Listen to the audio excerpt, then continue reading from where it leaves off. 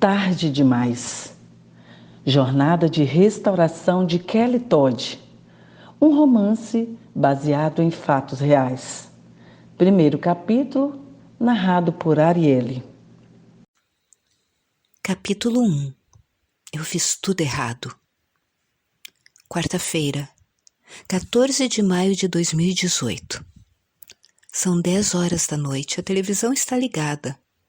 Eu não tenho ideia do que está passando esta noite. Evelyn, de 4 anos, está correndo pelo apartamento gritando e berrando com Gabriel, que acabou de fazer 1 ano. Estou no telefone com meu marido, o pai deles, que se chama James. Espero desesperadamente poder convencê-lo a voltar para casa. A outra linha do telefone está tocando há pelo menos 15 minutos, mas me recuso a atender. Não quero correr o risco de James desligar. Ouço uma batida forte na porta que me surpreende. Sou nova no bairro e não tenho ideia de quem estaria batendo na minha porta às 10 da noite. Quando abro a porta, eu vejo 2 policiais de Nova York parados na minha frente. Carros de polícia estão atrás deles, com luzes piscando e iluminando o bairro. Ainda estou ao telefone com James, que está exigindo saber por que há policiais na porta.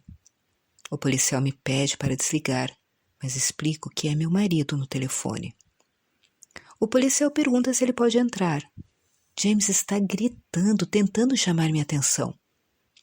O policial explica que a minha mãe tem tentado me ligar e ficou preocupada quando eu não atendi. É quando eu ouço James gritando ao telefone, ameaçando tirar a custódia das crianças porque eu não sou uma mãe adequada. Mais uma vez, o oficial exige que eu desligue o telefone. Digo a James que vou ligar de volta. Quando estou desligando, ouço-o mais uma vez ameaçando vir buscar as crianças se eu não ligar de volta e explicar o que está acontecendo. Um dos policiais pergunta se ele poderia dar uma olhada ao redor e eu aceno que sim. As crianças ainda estão correndo, gritando e rindo quando finalmente vêm os policiais. Tentando ser o mais calma possível, peço a eles que se sentem no sofá e eles ficam felizes em fazê-lo. A expressão em seus rostinhos me deixa com vergonha. Eles estão com medo. Não sei se devo consolá-los ou ficar onde estou e parecer forte na frente dos policiais. De repente, o outro policial quebra a minha concentração quando começa a me fazer perguntas.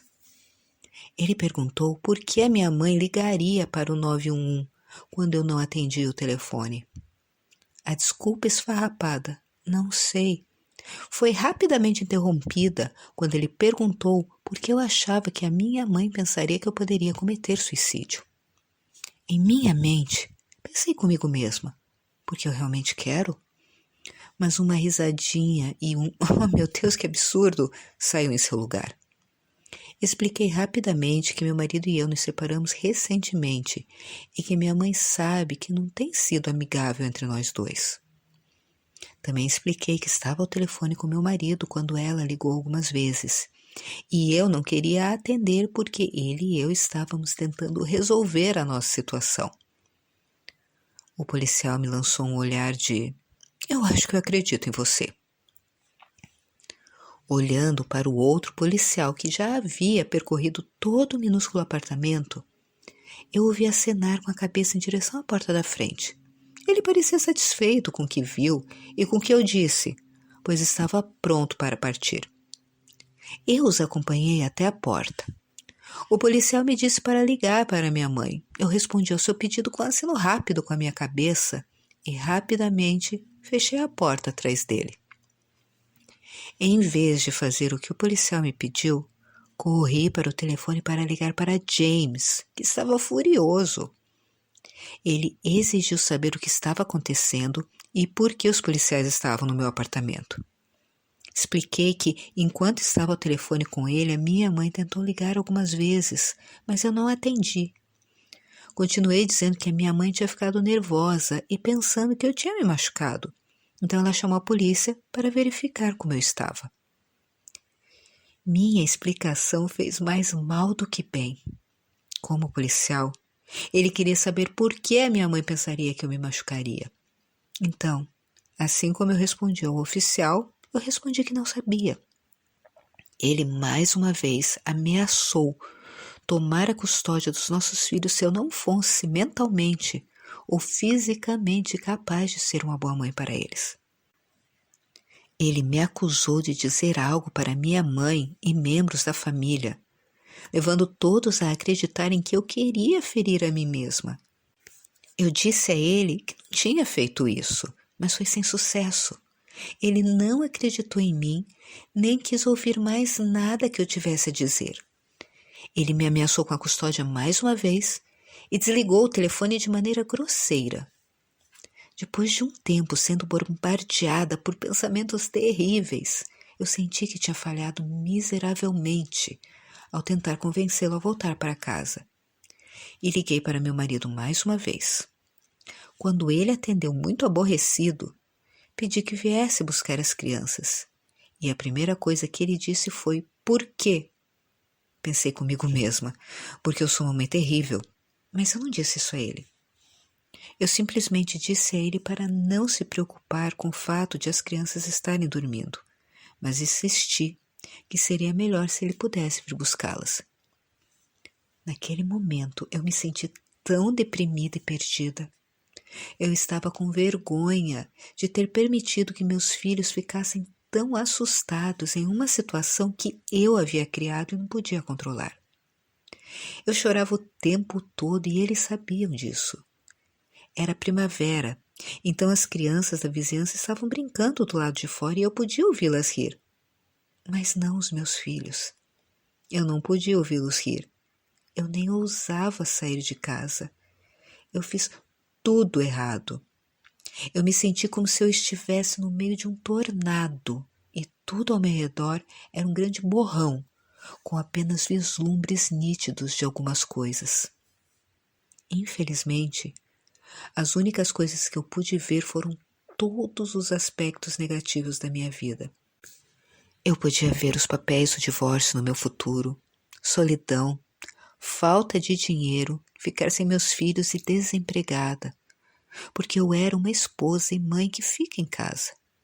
Tudo pairando nesse tornado da minha vida. Tudo aquilo junto era muito difícil de suportar sozinha. Então, em vez disso, eu tinha um plano. Um plano que teria dado um fim a tudo isso com uma segunda visita de um policial e de um médico legista. Embora eu não tenha contado a eles quais eram os meus planos, meu marido deve ter assumido que minha mãe tinha desconfiado, mas em vez de temer por mim, ele riu de mim. Ele pensou que eu estava querendo chamar a atenção. Para ele, tenho certeza de que era o que parecia. Você só quer que eu vá aí para que você possa falar sobre voltarmos a ficar juntos, ele zombou. Eu escutei, sem saber o que dizer. O que eu iria fazer? Quando ele se recusou a buscar as crianças naquela noite, eu sabia que não poderia acabar com a minha vida enquanto eles estivessem lá. Comecei a implorar e chorar. Minhas lágrimas o incomodaram e a sua zombaria mudou. Ele parou de rir e me disse com firmeza para me recompor, porque eu tinha 2 filhos dormindo sob os meus cuidados. Por um rápido segundo, eu senti que ele ainda se importava. A sensação durou pouco. Ele me disse que pegaria as crianças no fim de semana e que depois disso eu poderia fazer o que quisesse. Ele desligou e a conversa terminou junto com o meu plano. Eu falhei mais uma vez. Dessa vez, eu falhei na tentativa de acabar com a minha própria vida. Eu não conseguia acertar nada. Poucas pessoas sabiam da extensão dos meus sentimentos ou da minha situação. No entanto, o meu sogro e a sua esposa sabiam, e muitas vezes me ligavam para saber como eu estava. Quando eles me ligaram naquela noite, eu atendi e simplesmente disse a eles que não queria ser incomodada por ninguém e desliguei novamente. Eles ligaram de volta várias vezes, mas eu ignorei as ligações.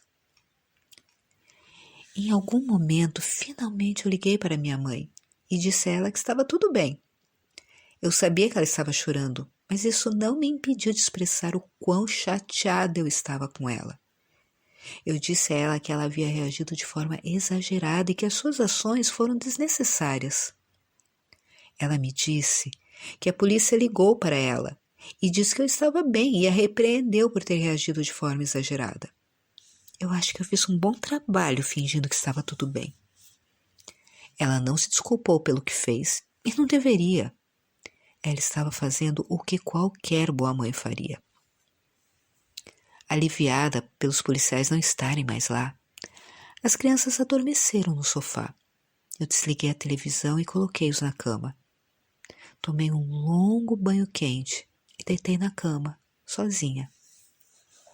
Enquanto estava deitada lá, eu fiquei relembrando sem parar aquela hora na minha cabeça. Eu me perguntei o que os vizinhos e o dono do apartamento iriam pensar. Eu me tornaria o centro da fofoca? Eu me perguntei como minha mãe estava se sentindo. Mas, acima de tudo, eu estava me perguntando como fazia todas as noites o que o meu marido estava fazendo e por que havia decidido acabar com o nosso casamento. Porque eu não fui boa o suficiente para ele? O que eu poderia fazer ou dizer para convencê-lo de que devemos resolver isso? Como eu fiz em noites anteriores, eu fiquei sentindo pena de mim mesma e chorei até dormir. Salmos 25, versículos 16 e 17. Olha para mim e tem piedade de mim, porque estou solitário e aflito. As ânsias do meu coração se têm multiplicado. Tira-me dos meus apertos.